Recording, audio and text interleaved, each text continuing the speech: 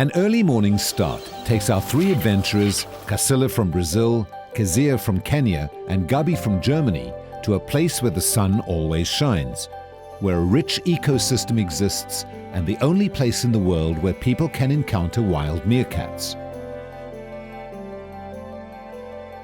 Our guide not only knows a great deal about these fascinating creatures, but also takes a keen interest in researching their behavior and making new discoveries.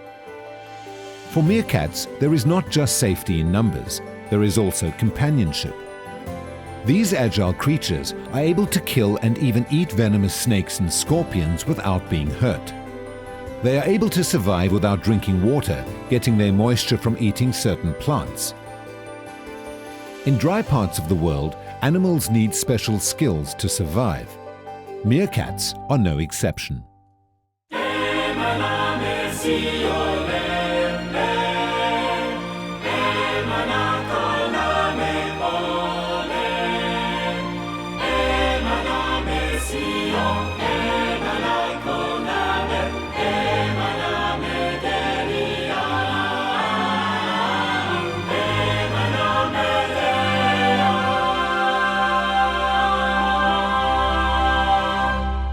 Hello and welcome once again to Animal Encounters.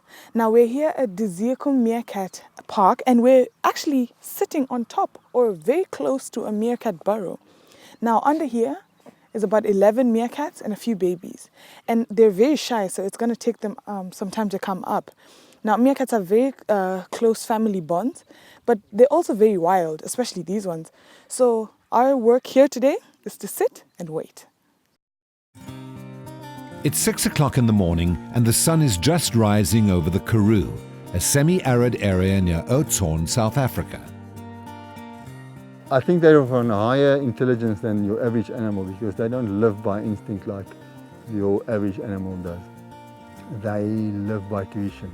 Everything they know is taught to them by their peers, by their older brothers and sisters. They get taught. That's why you cannot keep a meerkat. Take a meerkat that's been in captivity and bring him out here. You can't release them here because they don't do well because nobody has taught them. So, but let's drink our coffee. Meerkat is a universal word. It's like apartheid. It's a universal word. You don't get it in a different language. Meerkat is a meerkat, but the Dutch also call it an Erdman. And an Erdmännchen in German, but the rest of the world call them meerkat. The fancy guys call it Suricatos, but I don't use those fancy words. I'm not a scientist. One thing about a meerkat, they do a sensory thing in the morning and they refresh the picture in their mind. They got a photographic memory and they take a picture of everything in their surroundings. If anything changes, it's dangerous. So your position, if you want to take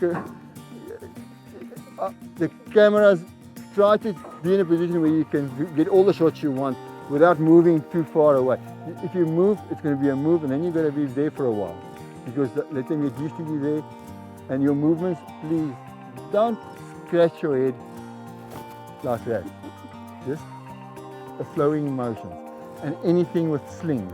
If you hand the camera to somebody with a sling on it, that is a snake, and they don't like those. So take a sling and then hand it. Okay.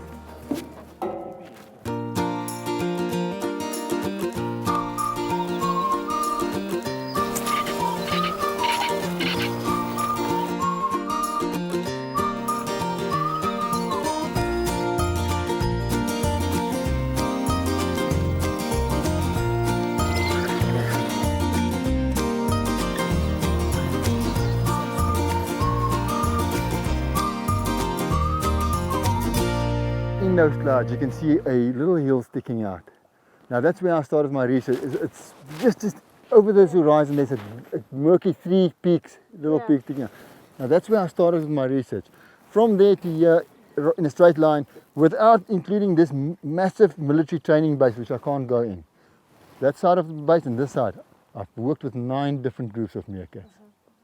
So there's 9 different, just in line here, I'm not talking that direction, I'm just talking this line. This is the area I've worked in. The weather is good, it's warm, they might come out any moment. So listen for my voice. If I say stop, where you are, freeze, let them, the one that comes out first, just get used to you and then move further, but go on with it now. Average family size is between 20 to 25. That's an average meerkat size. Then you get your super groups that's like 50, but they're not sustainable. Under 20 is a sustainable group, and this group was 6 when I found them. They've grown up to 13. I've lost 2 in the meantime, 1 to predators, 1 to a boyfriend, gone off to start their own family, and then she's now had babies the 25th of last month, which is 2 weeks ago, and the babies come out the first time in about 3.5 weeks. You see them for the first time. D.V. Glenister loves the Karoo. He loves the wide open spaces, the fresh air, the beautiful mountain ranges and the sunshiny days, of which there are an average 330 per year. D.V. runs a company called Meerkat Adventures. On most mornings he takes guests out to see the wild meerkats. Habituation took him around 6 months. He would start at 300 meters and then come closer and closer until the meerkats accepted him. Later, he was able to bring guests for close-up encounters with the meerkats. Not much research has been done on meerkats, and so D.V. has a keen interest recording new discoveries about meerkat behavior. I feel so privileged to be here because this is the only place in the world that you can come so close to wild meerkats. Finally, 2 meerkats made their appearance from the burrows beneath the ground. Was it 2 of the 3 musketeers, 3 babies. The dominant female is the second one from the left, and then the one away from there's 2 standing. The one on this side is another mature female. That's the only mature female in the group other than the dominant female, and she's also lactating at the moment because there's babies. Mature females in the family are not allowed to breed, but they have the function of raising their mother's young. They even lactate and feed their babies. There is no such a meaning to the word Suricata, but the closest related word to that is surrogate. They are surrogate mothers to their mother's young. That is my conclusion.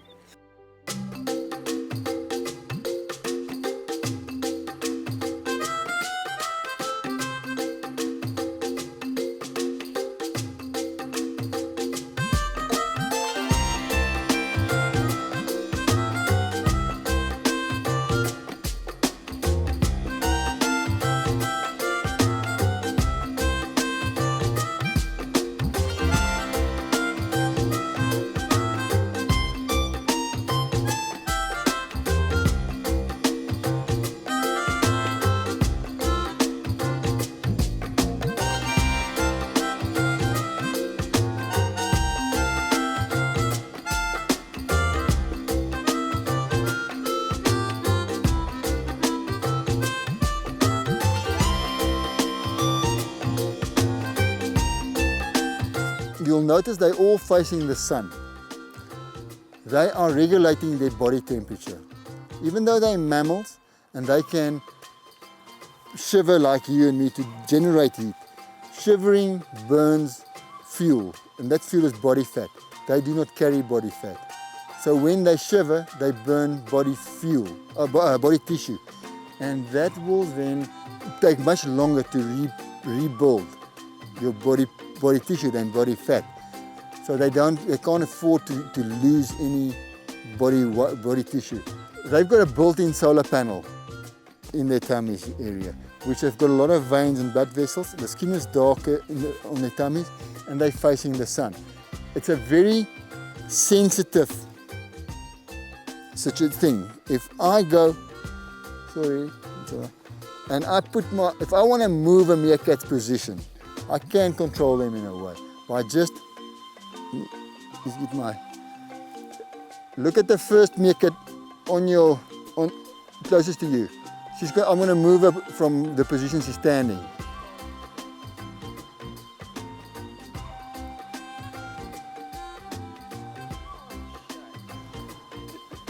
I just stopped the sun, took the heat away, and she's moving to a position where she's in the sun again. They want to be in the sun. It's very important. And the solar panel is a very sensitive thing for them. When the baby meerkats start leaving the burrow system, they take on a mentor. One of the adults will teach it survival skills and how to catch and eat food. For example, when eating a scorpion, the grown meerkat will teach the baby to start eating at the sting and finish at the head so as not to be stung. With a snake, on the other hand, they will start by eating at the head. Because of the desert-like conditions, most of the meerkat's food is underground. The drier the season, the deeper the meerkat has to dig for its food.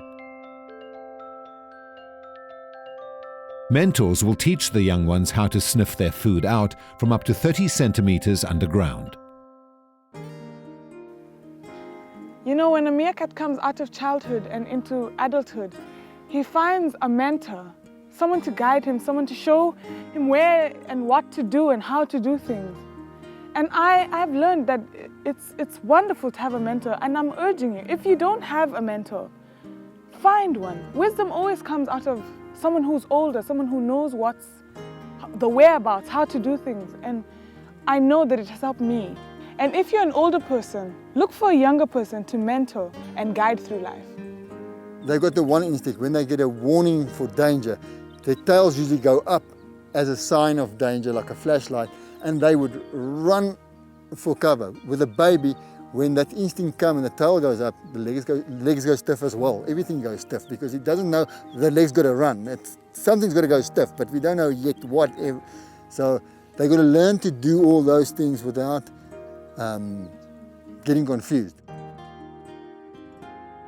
Meerkats usually forage up to 3 kilometers from their burrows, but when they have babies, they don't go as far. They appoint a babysitter and will come back every 4 hours or so to relieve the babysitter and to feed the babies. The great-grandfathers built this. They're just expanding it. This burrow system is about maybe 200 years old, 300, I don't know. This is a long time going. This was flat area. All this ground has been taken out underneath and put in on top. So it is done over many. I don't think the oldest female here has had anything to do with one chamber, new chamber. This is done. Every time they interroll, they don't, only when they're frightened they'll run down. But usually they come to the entrance and they walk in. Always shooting what's in front of them backwards.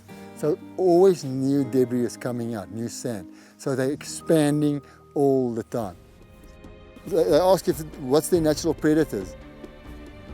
90, in my experience, 99%, 95% humans. I've lost one meerkat that I don't know to what, and I'm assuming it's a prey animal because I haven't found the body. But in 2.5 years working with 9 different groups of meerkats, I've lost 38 meerkats. 22 in one day to secondary poisoning. They went to forage in an orchard where the farmers got orchards. 2 weeks before they harvest, they put out poison for the birds that eat the fruit. The birds fall, they eat the bird, they die. They can take the poison from a cobra. They can eat a cobra's head or a scorpion's poison sac, and they won't get sick from it. Do meerkats make good pets? The question to ask is, do any wild animals make good pets?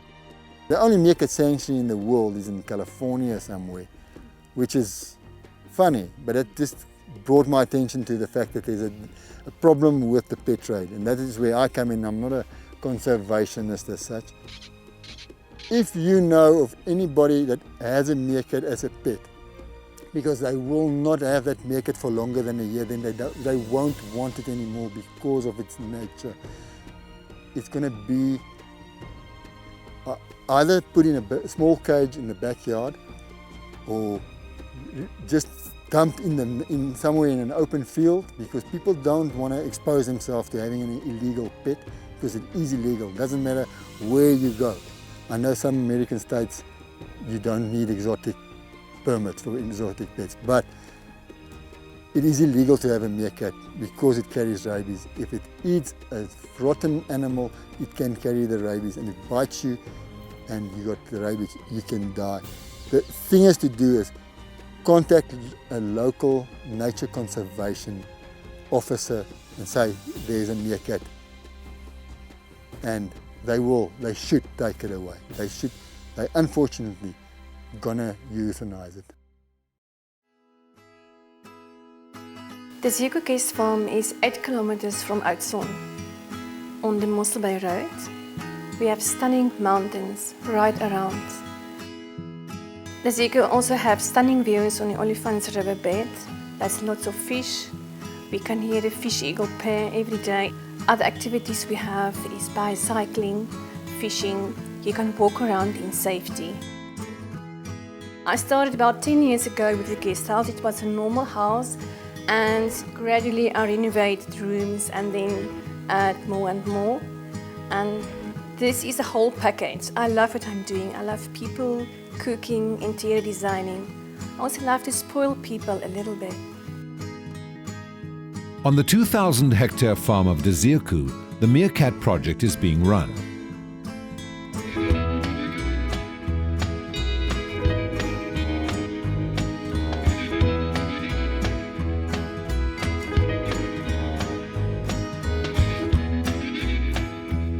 Well, every morning I come, I take people out on tours.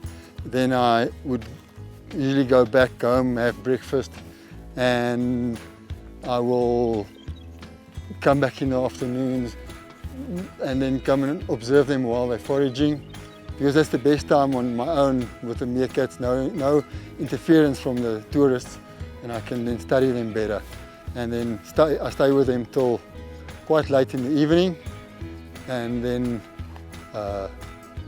till they go underground, then I go home. Okay, this is an old aardvark porcupine burrow. Now, porcupine burrow usually have a signature, either some porcupine quills or it have the bones of other animals lying around. Because porcupines loses a lot of quills, they would collect bones of other animals and chew on them for calcium. You can see small chisel marks where the porcupine has chewed on this to get some calcium out of it. But this is an abandoned hole. The meerkats will use a hole like this or like that for safety when they have a sentry out here. Now, just to demonstrate to you, which I haven't told you, is how a sentry works. A meerkat has a small device in its ear, a flap, that the moment they dig, instinctively the ears shut off, close. So when they're digging underground, dust and sand doesn't fall in there. So when they're out foraging and they're digging, they don't hear a warning alarm clearly, because their ears tend to instinctively close off. So they would dig and listen. And what they listen for is the sentry. The sentry stands here, and everybody forage. He finds an elevated position and look out. And he says every 5 seconds or so, he says, "It's all right, it's fine, it's cool, go on, it's fine." And then if they stop digging and they hear it, they go on digging. And if they stop and for 10, 15 seconds, they don't hear a confirmation that's fine, they know it's time to run. Because the sentry has either been taken by a predator or has gone down a hole. This is their water bottles. You can see the water coming out of it. This little succulent plant, they get moisture from their food, the insects, but that's if you never believe in God, come work in nature, you'll see God. He has designed this so that their water, what they can drink, the plant that they can get their water from, grows mainly on their burrows. If you look, this specific succulent plant don't grow out here in the bush, in the veld. Right here around the mountain, you can see where it's elevated. You can see the color of this plant. And it's just where the ground is elevated where the meerkats have been disturbing the soil. We asked Davy if we could come to the farm and do some filming of the meerkats as they come home to their burrows in the evening. When I came down, I saw some movement over there. It looked like something when I was up there, but the distance is too far. I couldn't be sure. At first, he wasn't sure. The meerkats were not used to people besides himself coming at that time. He cautiously agreed. What are the chances of them not coming back home today? Yeah, they have to. There's babies. If there's babies, they have to come back. We waited and waited. Would the meerkats return? What if they didn't return, and then we would feel responsible for the predicament of the young?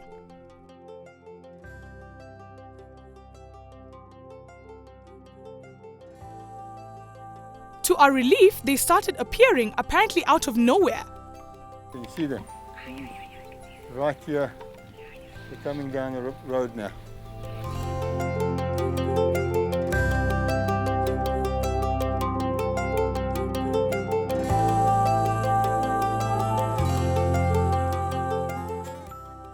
Like a shepherd safely leading his sheep, Davy called his meerkats and walked with them back to the safety of their burrows.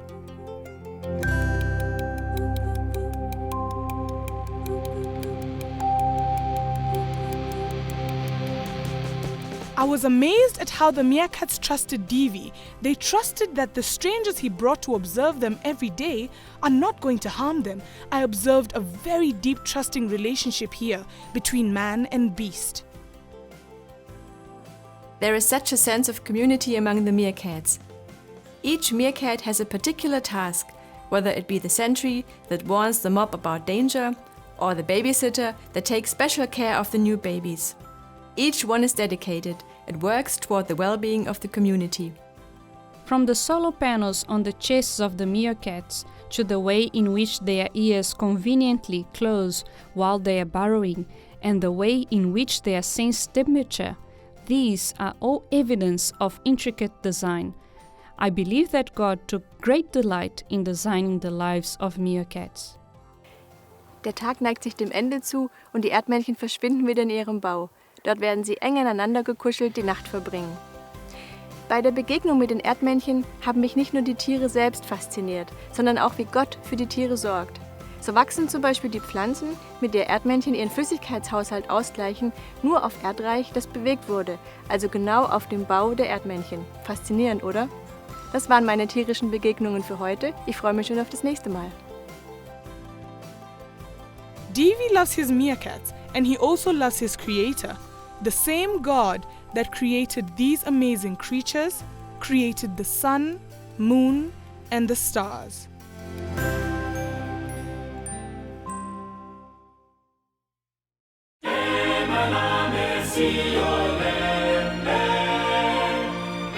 Emana